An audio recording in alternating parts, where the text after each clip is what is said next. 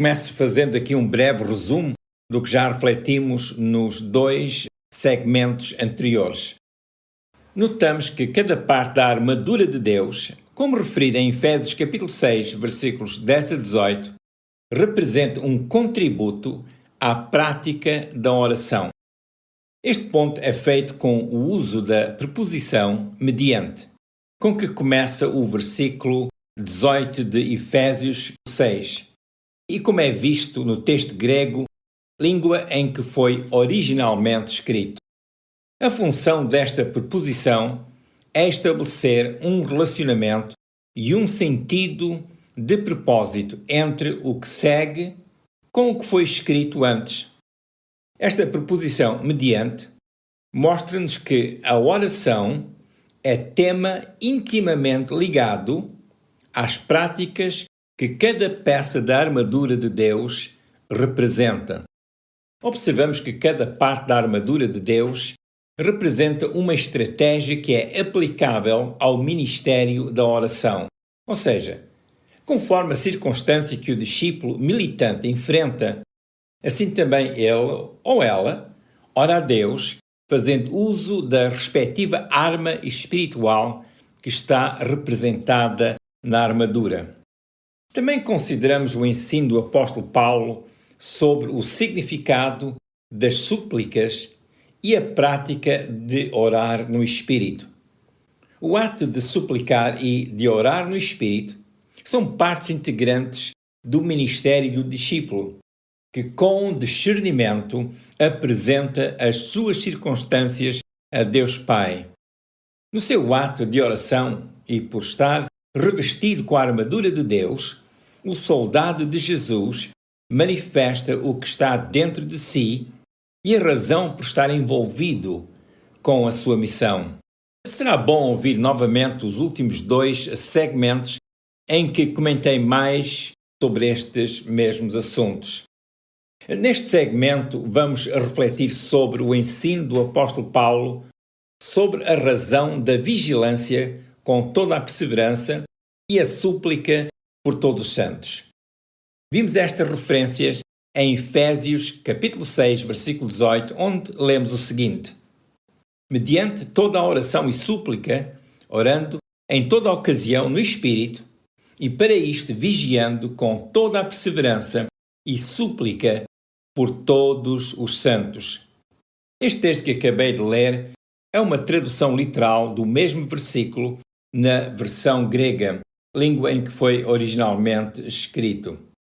Vamos primeiro refletir sobre a vigilância e a perseverança como princípios que Paulo encoraja aos soldados de Jesus a nutrir. Paulo insiste que, quanto a todo o tipo de oração, súplica e a oração em espírito, que devemos vigiar com toda a perseverança. O verbo vigiando dá o sentido de estar preparado e ativo. Vigilância transmite o sentido de não adormecer, mas estar continuamente alerta. É importante o soldado manter-se acordado, porque há algo que lhe dá uma forte razão para estar despertado e atento. Paulo encoraja-nos a vigiar com perseverança. Perseverança neste contexto implica aderir firmemente e acompanhar sempre o assunto em oração. Mesmo que hajam barreiras que criem maiores dificuldades, o discípulo militante continua dedicado no seu trajeto. Perseverança é estar consagrado ao alvo pelo qual o soldado se dedica à oração. Segundo a palavra no grego neste texto, perseverança implica interação com Deus. Nesta interação, a perseverança é a qualidade que o discípulo nutre, tendo em vista o manter-se ativo mediante a oração. Há vigilância e perseverança. Paulo depois acrescenta, e súplica por todos os santos. Efésios capítulo 6, versículo 18, termina com a exortação, e súplica por todos os santos. Como já vimos no segmento anterior, o princípio de súplicas é a petição feita como se esta fosse assunto urgente e pessoal. Ao dizer aos discípulos para fazerem súplicas por todos os santos, o apóstolo Paulo estava a dizer para o fazerem como se estivessem no lugar dos outros condiscípulos. Isto diz-nos que os discípulos militantes não estão sós no seu esforço pela sua missão. Em 1 Coríntios capítulo 1, versículo 2, nós lemos que Paulo escreveu: à Igreja de Deus que está em Corinto, aos santificados em Cristo Jesus, chamados santos, com todos os que em todo lugar invocam no nome de nosso Senhor Jesus Cristo, Senhor deles e nosso. Notemos que Paulo referiu os santificados em Cristo e que são chamados santos. Ele acrescentou: com todos os que em todo lugar invocam o nome de nosso Senhor Jesus Cristo, Senhor deles e nosso.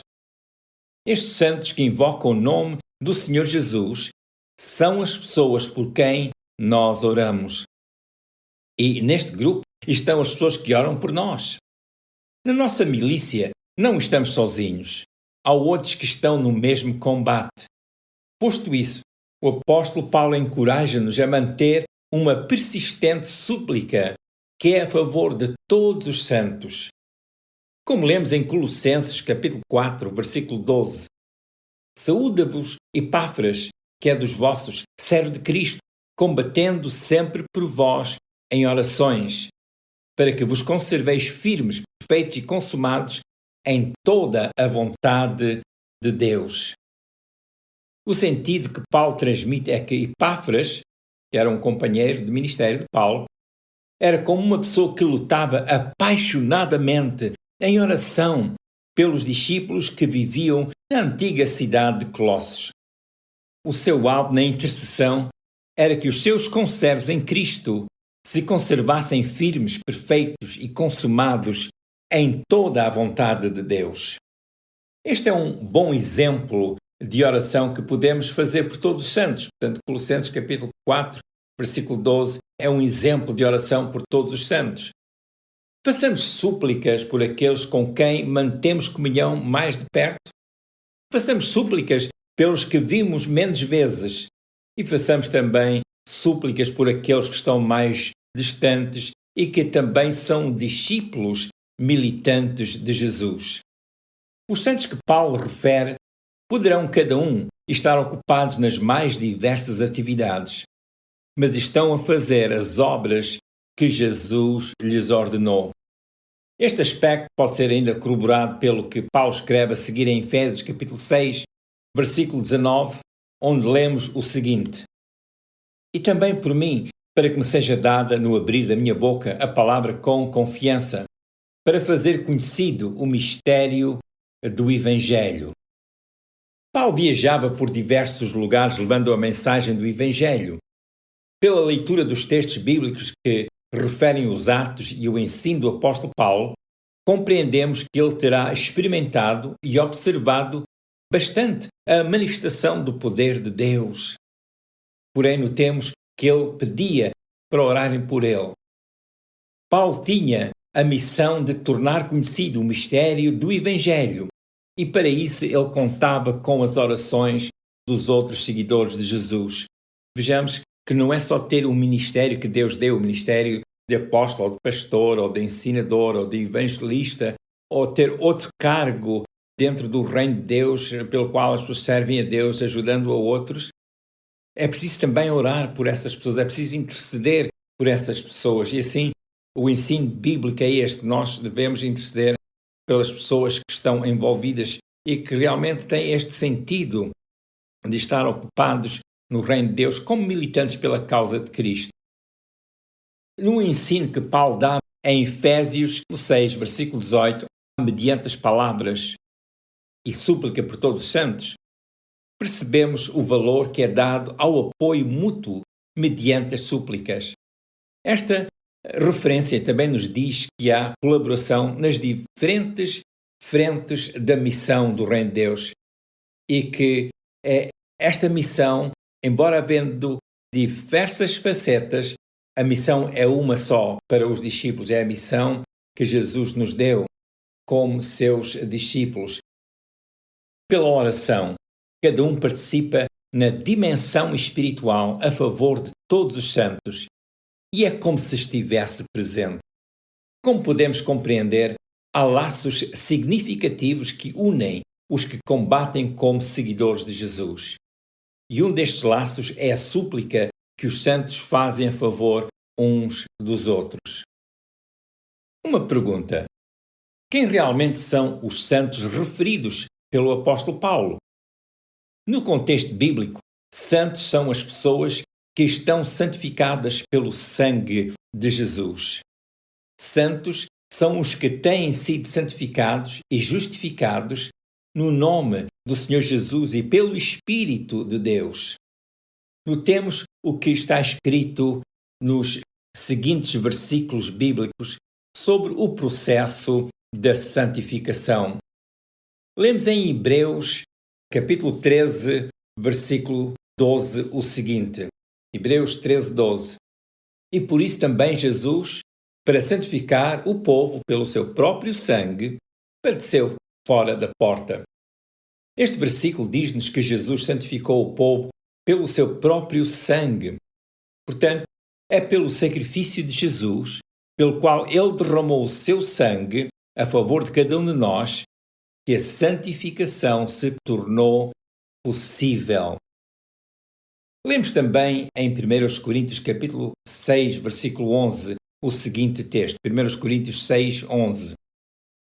E é o que alguns têm sido, mas haveis sido lavados, mas haveis sido santificados, mas haveis sido justificados em nome do Senhor Jesus e pelo Espírito do nosso Deus. Neste texto, vimos que fomos lavados, santificados e justificados em nome do Senhor Jesus e pelo Espírito Santo.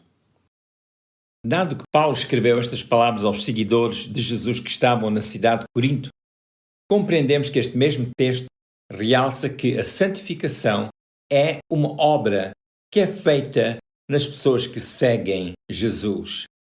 Este mesmo termo, santo, é uma referência à natureza das pessoas que estão comprometidas com Jesus mediante o seu sacrifício no Calvário a favor da humanidade.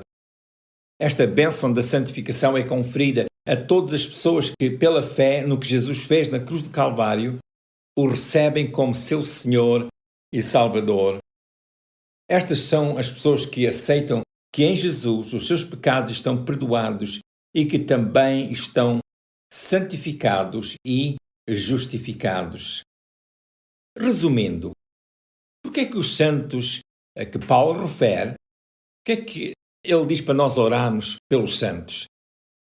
A questão é que Paulo está a referir-se a pessoas que estavam no mesmo combate pela fé do Evangelho. Como Paulo mencionou em Filipenses 1:27, leio a seguir. Filipenses 1:27 diz: somente deveis portar-vos dignamente, conforme o Evangelho de Cristo, para quer que vá e vos veja, quer esteja ausente, ouça acerca de vós que estáis no mesmo espírito, combatendo juntamente com o mesmo ânimo pela fé do Evangelho. Notemos a linguagem inequívoca de Paulo. Ele diz, ouça acerca de vós que estáis no mesmo espírito. Ou seja, há entre vós a mesma inspiração, como se Paulo estivesse a dizer isso. É como se ele dissesse, haja entre vós o mesmo sentir no vosso espírito humano, cada um de vós. A expressão combatendo juntamente dá o sentido de uma cooperação vigorosa, tendo em vista o mesmo alvo. Neste versículo de Filipenses 1:27, o alvo é realmente uma causa que é comum aos santos. Ou melhor dito, é uma missão, e esta missão é a fé do Evangelho. O discípulo militante leva e partilha com outros o ensino sobre a fé que nasce do Evangelho de Jesus. Não é uma fé qualquer que qualquer pessoa queira propor, é a fé do Evangelho. A menção dos santos em Efésios 6:18 é uma referência à característica dos discípulos, mas também era mais do que isso. A referência era que todos os santos, como soldados de Jesus, enfrentam os seus desafios. Isto diz-nos que não deixamos de interceder por alguém que tenha abraçado a chamada de ser discípulo de Jesus. As lutas da vida persistem, mesmo se a pessoa seja discípulo santificado de Jesus. É sempre bom interceder pelos nossos irmãos e irmãs que também têm sido santificados em Jesus. Viste Efésios capítulo 6, versículos 10 a 18, dar o ensino sobre a importância de tomar toda a armadura de Deus, compreendemos que Paulo está a dirigir a palavra a pessoas como se estas fossem soldados de Jesus. Estas pessoas são chamadas santas no contexto do versículo 18. E porque estão no ativo, essas mesmas pessoas necessitam que outros santos tomem o manto de serem suplicantes diante de Deus a seu favor. Ser pessoa santificada por Jesus e que vigia com perseverança em oração é o mesmo que ser pessoa que está coberta pelos méritos de Jesus. É a partir desta posição em Jesus que o santo ora a Deus Pai por todos os santos. Por este ensino do apóstolo Paulo, compreendemos que a vida do discípulo de Jesus é definida como tendo uma missão e uma certa forma de ser. O soldado de Jesus é relevante onde quer que se encontre. Ele ou ela contribui com a paz do Evangelho e também contribui com as suas orações. O discípulo de Jesus está no Espírito de Deus e daí investe na oração e, no sentido mais amplo, na sua missão. O soldado prevalece em oração, estando sempre ciente que a sua posição tem mérito. Porquê? Porque ele ou ela está em Jesus.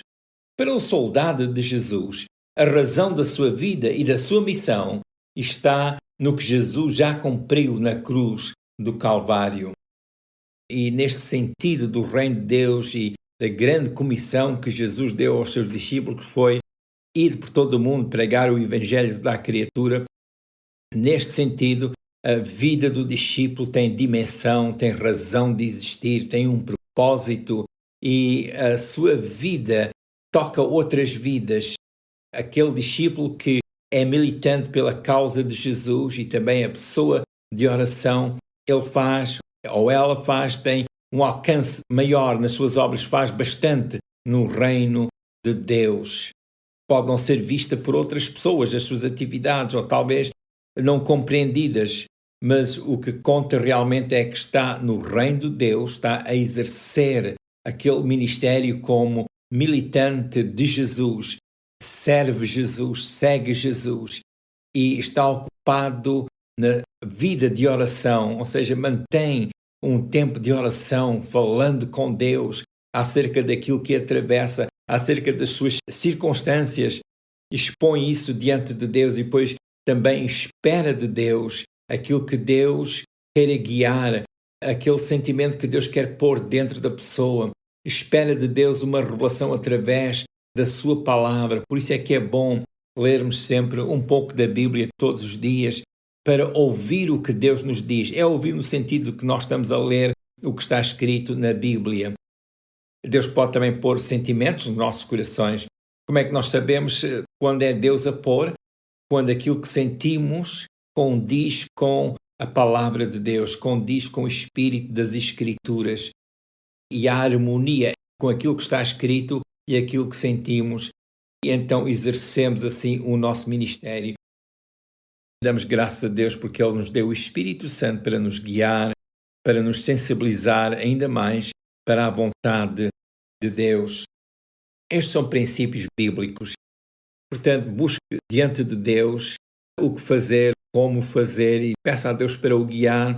Um fator muito importante neste aspecto é estar integrado numa igreja que prega o Evangelho, procura viver a palavra de Deus e que encoraja as pessoas a serem discípulos militantes de Jesus.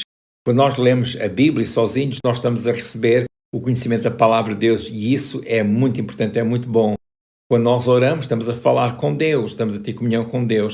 Mas quando estamos num ajuntamento de outros santos, ou seja, A igreja onde há pessoas que se ajuntam para louvar a Deus, para ouvir a meditação da palavra de Deus, para se encorajarem mutuamente, aí o processo de discipulado é mais evidente e há uma obra que então vai sendo realizada na vida do discípulo.